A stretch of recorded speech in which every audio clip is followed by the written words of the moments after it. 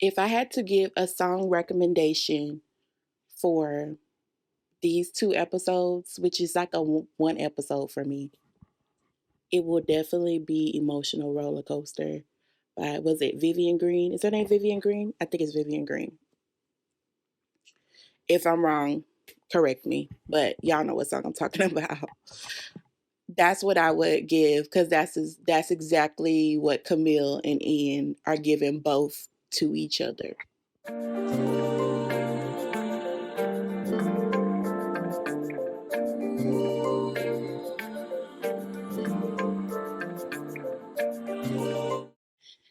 Greetings, my name is Shanti with the Sunshine, and I want to have a conversation. I don't know why I'm shimmying.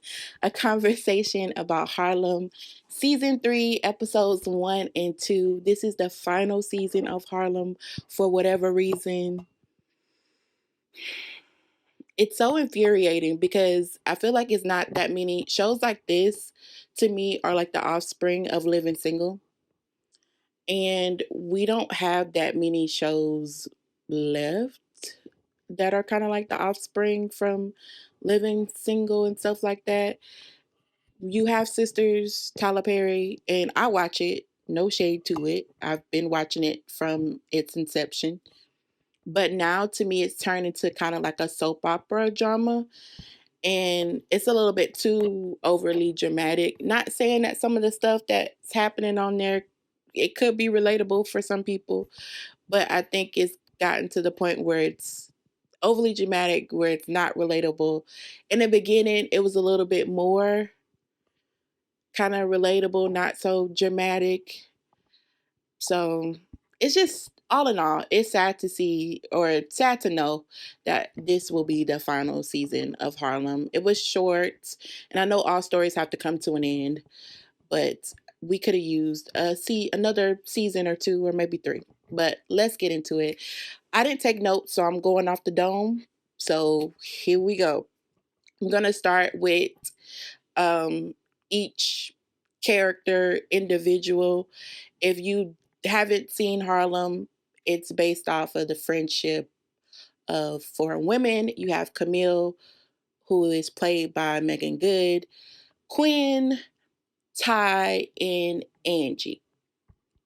So I want to start off with Ty. So last season, Ty ended up in a sticky situation. She was dating this woman who kind of wasn't really feeling her, but was starting to kind of get on the bandwagon. So Ty was exploring that, but she also was still having her fun on the side. And the season ended with Ty finding out that she was getting to know her girlfriend. She was over her girlfriend's house, and this young lady walks out of her bedroom, and come to find out, basically Ty was with the girlfriend and smashing the daughter. That's what it came out to be. So now Ty is on this, I'm toxic. I'm too toxic for anybody. I need to stay away. Not sure if she's on this, and I think this is what Quinn was kind of getting at. I'm not sure if Ty is on this because she wants to grow and get better and have a little bit of self-reflection, or if it's just a punishment type of, I'm too toxic, I'm going to stay away. And I get what Ty is trying to do. I mean, she's trying to protect others and protect herself a little bit. But it's like, if you don't learn why you were kind of searching for what you were searching for and why you were going to these relationships or flings to search for that, it what's the point? You're still gonna be toxic, Ty. But Ty also she's trying to do a app for polyamory. I think that's how you pronounce it. For poly relationships. And she is trying to get funding, and I forgot Gail's character's name, but Gail Bean, her character and Ty are kind of vibing. Ty is trying to push her off because she's trying to protect her. But Gail's character is like, let's just go with the flow and see. Like, I liked how Gail's character was like, you can choose, you can make choices. And that's kind of what gets into what I was talking about earlier about Ty. Are you really doing this to protect? Like, are you actually learning from what you feel are mistakes before? Because just saying I'm gonna stay away, that doesn't really help the situation. I hope that whatever is brewing between Ty and Gail's character is something cute and sweet, but we shall see. That's really all I have for them. Um, Quinn. I'm gonna go from least chaotic to chaotic, and we all know who the most chaotic is. But Quinn has been really going through it from trying to figure out her sexuality, her relationship with her mom, was her overbearing relationship with her mom, trying to have a business, trying to be a good friend. She's been going through a lot. And so I think Quinn is at this point where she's actually doing what Ty probably should be doing, a little bit of self reflection. And she's like, I'm going with the flow. I want to focus on myself. I'm not going to close myself off to anything, like anything fun. But I'm going to be upfront. I'm not taking it too serious because I know I need to kind of focus on myself. There could be some debate about whether when you focus on yourself, should you be closing yourself off, or should it be like what Quinn is trying to do? I'm focusing on myself, but I'm down for fun. I think it's all in the individual. Some people, they can do that, and some people can't. It just boils down to the individual and the individuals, and but mainly the individual, and how honest you're being with yourself and others. Quinn, based off her client, she has a client, she's styling, and her client is a sugar baby. And so her client invites her to a leftover party, which I guess is like, I don't know if it was exes, but like exes and friends. That's interesting. I've never heard of that, a leftover party. But I guess it's friends and exes or whatever. Quinn invites majority of the friend group. I think only Angie and Camille shows up. And at the party, Quinn runs into or is introduced to Seth, which is Kofi's character. And I I think this interaction might have a happy ending.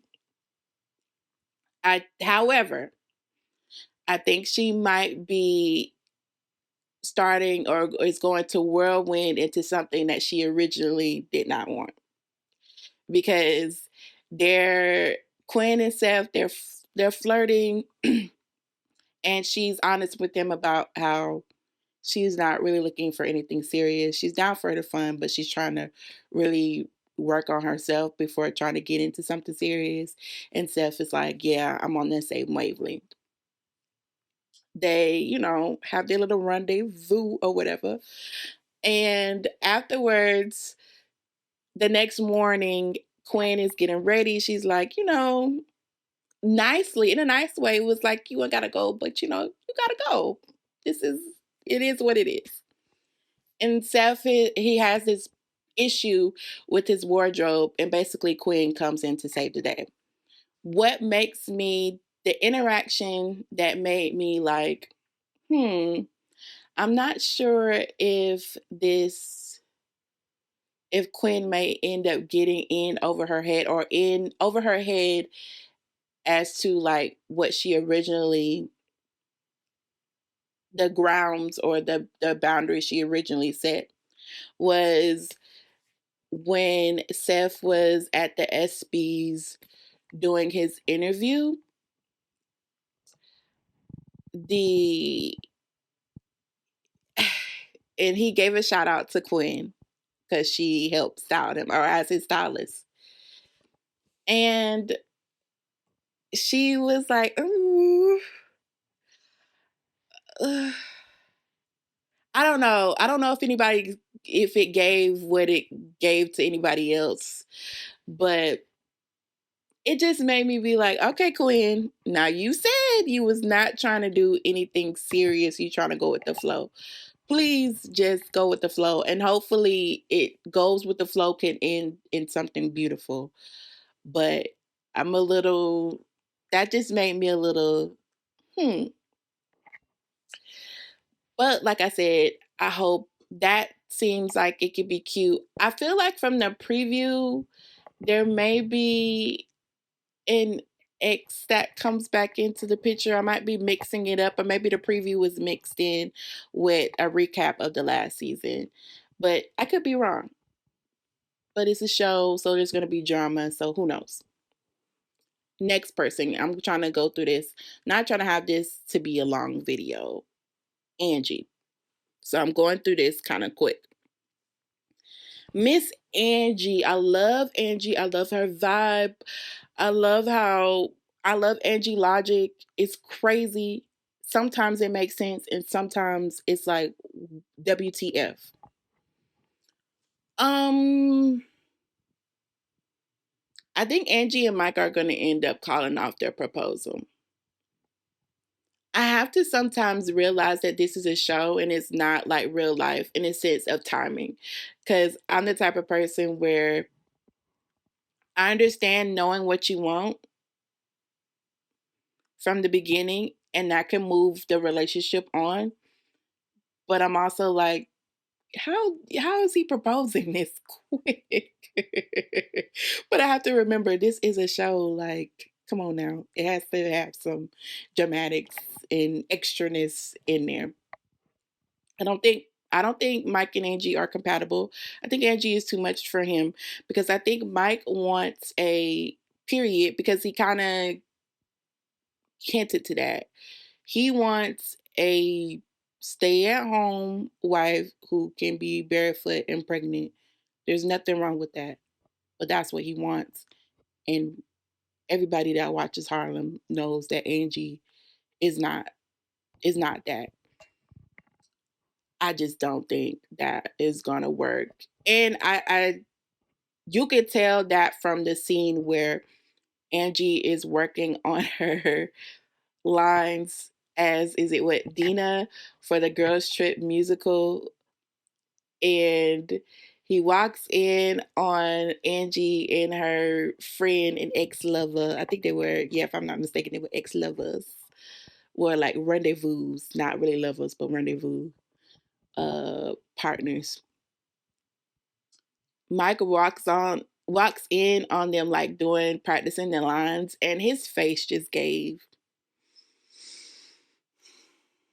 Is this what we're doing? I just don't. I don't think they're gonna end up getting married. I don't see that. If it happens, I would be quite surprised. That's how the show turns. Maybe Mike has a come to Jesus meeting and is like, this is the woman that I want. This is not necessarily how I envisioned a relationship, but I'm willing to compromise for the sake of the woman that I love. Maybe, but I don't see that happening at all. Not at all. Let's see. Last but not least, of course not least. I feel like the lighting just got kind of weird. Last but not least, let's turn it up a little bit. Camille and Ian, the most chaotic.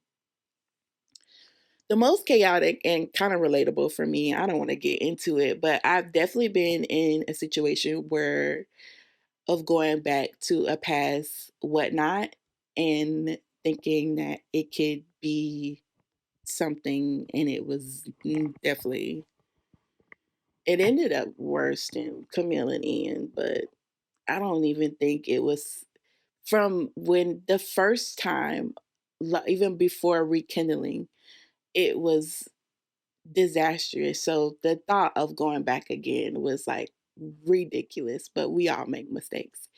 Anyways, Camille and Ian. I think we all knew from the get go when Camille is like, we can do a little X triple X. And you should know what triple X is. I think we all knew that that wasn't going to work.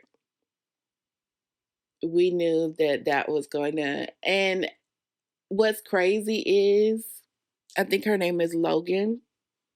She's from the Deer. Well, she's played more than that. But if you didn't watch like Meet the Brown show and all the other stuff, Portia, the character Portia on Harlem, her real name is Logan, and she played on the Dear White People show on Netflix, the revamp show, or the show that was turned from a movie. I didn't even realize that was Logan was playing the Portia character because I was having secondhand embarrassment from Camille. I hate I absolutely hate when shows have characters do the most embarrassing things. I really like, my heart is palpitating. I'm really like that person. I'm weird. I get secondhand embarrassment through a TV show easily. So I didn't even know that Logan was playing Portia until the very end of the show. But Camille was really making me have a lot of secondhand embarrassment. But at the same time, I think a lot of us, maybe not all, if it don't apply to you, let it fly. A lot of us have been in a situation where we thought we could do something like that. And it's one of those things where when you have feelings for a person and that person is no longer, you two as people are just not meant to be. When it's time for you to separate, it's just time for you just have to separate. You just really have to go through that hurt of like, because thinking that you can have a X triple X relationship with somebody that you really love and care for, sometimes, maybe not with everybody, but most of the times it does not work out. And in this situation, Camille like gets a Ian starts to ghost basically, and Camille is like spiraling with the texting. And I thought you said you was gonna come over, blah blah blah. And come to find out, the reason why Ian is ghosting Camille is that he's rekindled.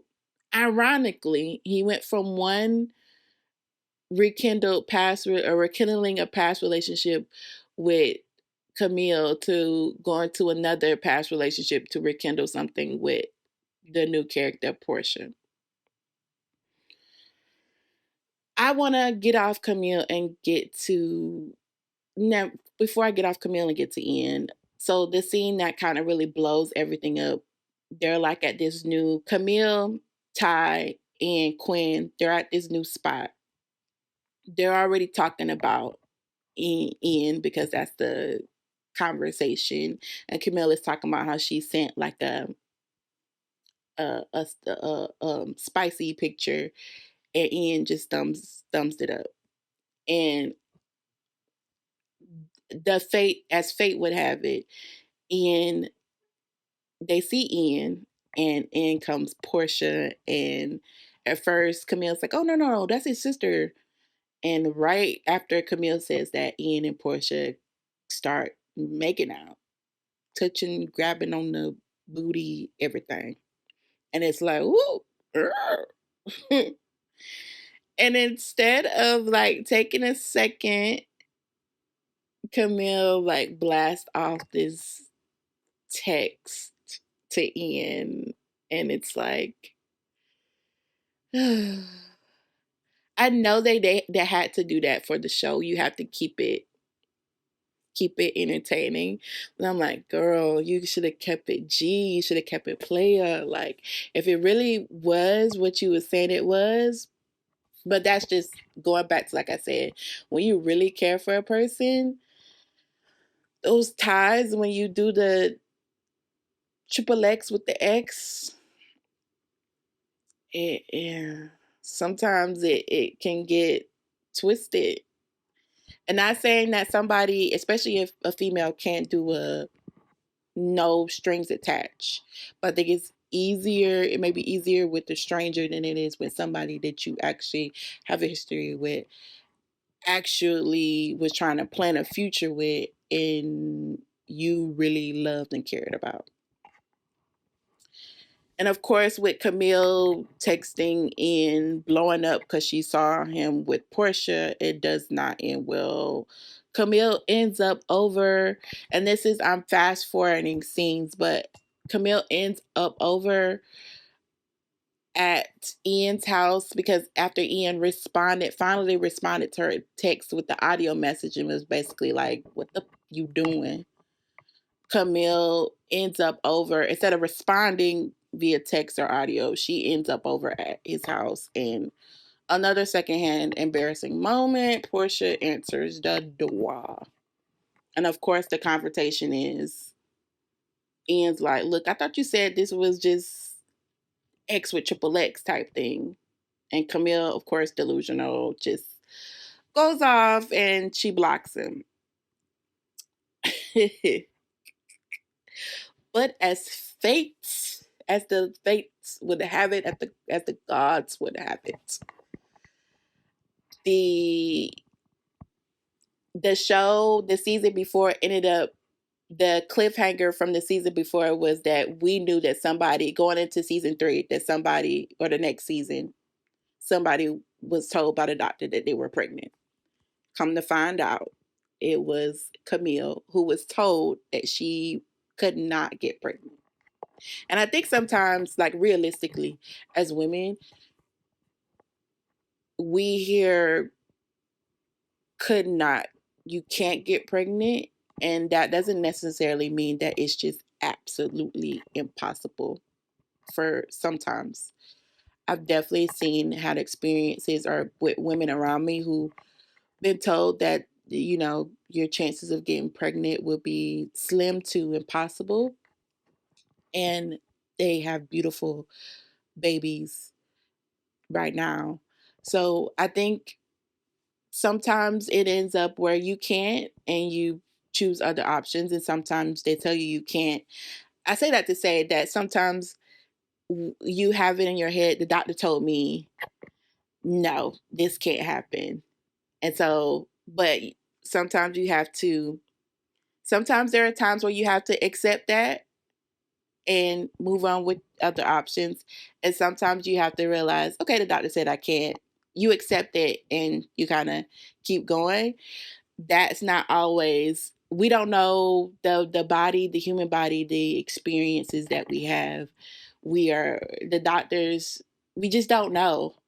And you have those phenomenons where it's like, I was told no, but then I end up pregnant. And not only do I end up pregnant, I end up being able to get through my pregnancy and have my baby. You know, I segued into that. I say that to say that Camille was really stuck on that. I thought you said I couldn't have kids. And it's like, yeah, she did say that, but here we are. And it is based off the timeline. It's Ian's kid.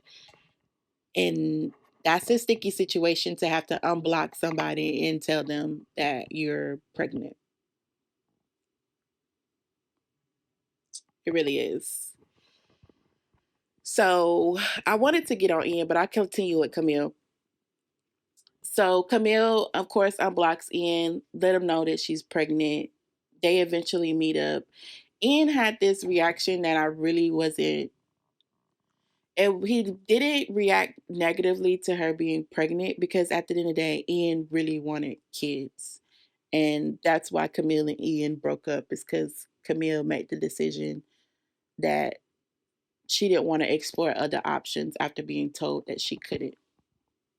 And Ian was down to explore other options, but he was not down to stay with Camille after she said she didn't want to have kids at all or explore other options to having kids.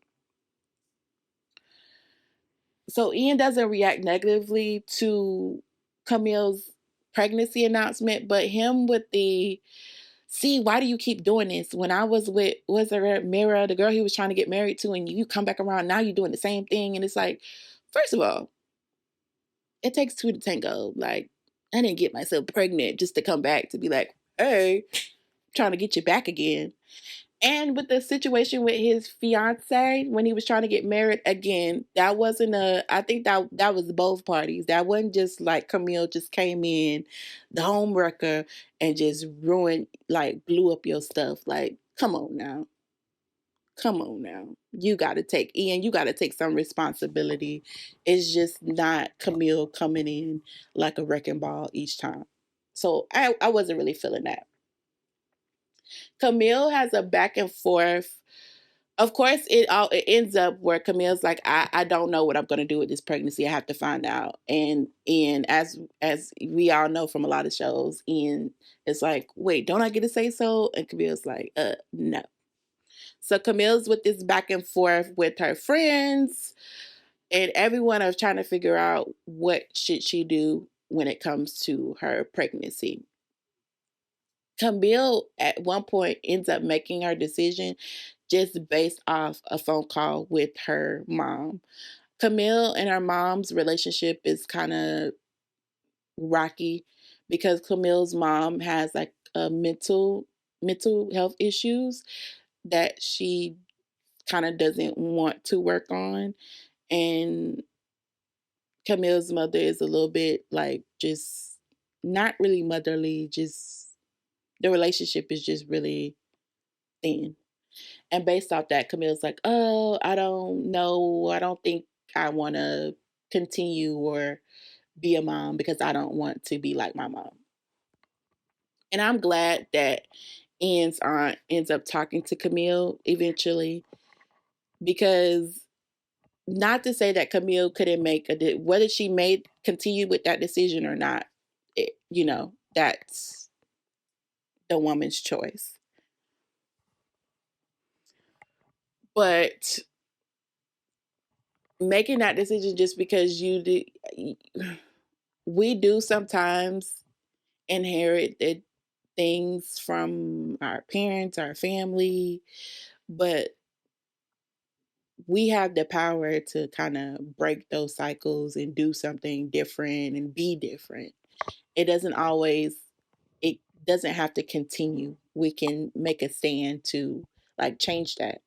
So I'm glad Ian's aunt was like, yeah, was honest about her relationship and her sister's relationship with their mother and how her sister Ian's mom ended up in a situation kind of similar and was like, no, I want to pursue being a mother and I want to be totally different than how our mother was. So I'm glad Camille and Ian's aunt had that conversation. And based off that, Camille decides to pursue the path of wanting to be a mother. And that gets to the biggest conundrum because when Camille and Ian had a conversation, Ian had already said that he wasn't trying to like if it was with somebody like somebody else that he didn't have really like a history with. When Camille told him that she was pregnant, he would have dropped that person and went back to Camille. But because Ian and Portia have a history, he don't want to do Portia dirty, so he's not trying to drop her and go with Camille. What the real deal is, because that was a whole bunch of bull. Ian's not dropping Portia because because Ian and Portia have gone through, or Ian has been. Well, I think yeah, Ian and Portia. Because if I'm not mistaken, they were like embryo. Like I don't. I think they were already fertilized. They have gone to a fertility specialist who just happens to be Camille's doctor as well. They've gone to a fertility specialist and are talking about like having a kid. I think Portia was just getting her eggs frozen or getting the count. And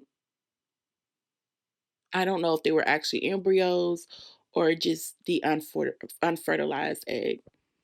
At the end of the day, they were talking with the specialist, and the specialist was like, "Yeah, here we are.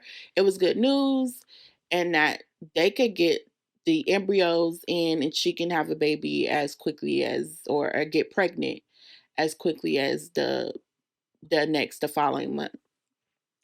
And that's the reason why Ian is not dropping Portia. And of course, how Ian left off with Camille, she didn't have an answer about what she was going to do. And while Ian is at the fertility specialist office with Portia, Camille texts and's like, you're going to be a dad.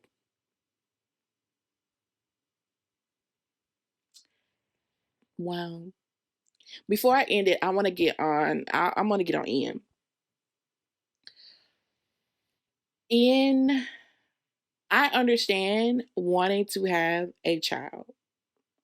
I understand, like I said earlier, when people know what they want, time, what is time, when you know what you want. But I think Ian, when you talk about working on, Ian got some work that he needs to do on himself because, like,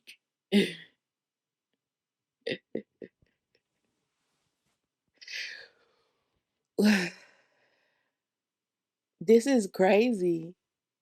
Again, like I said earlier, Ian, you left one rekindled relationship with the past lover and jumped to another rekindled relationship with the past lover, all because you wanted to have kids. She want to have kid. Okay, boom, let's get together and be together because we want to have a kid. I think that is a rocky foundation to start off on. Rocky. And I've at the end of the day, regardless of if Camille would have made the decision she made, I don't think, if we're just speaking realistically, Ian and Portia would even, if this was a show that continued and if the writers were like also incorporating what would happen, how would these characters develop for real, I don't even think they would last. Like, let's be honest, starting that relationship off on that foundation, I get love is not the end all be all. I understand that. It's a lot more that goes into a relationship than love. But just, I want to have a baby, you want to have a baby, let's get together and let's be together. Like, yeah, I could go on Ian, but I don't want to stay too long. He needs some work, and it's just not Camille. I think Camille understands that she got a lot of work to do. But Ian, he may think that he got it together. You don't, baby. You don't. Anyways, I'm going to end it right there. I kind of did like a sped up version review, just the highlights of things of what I saw.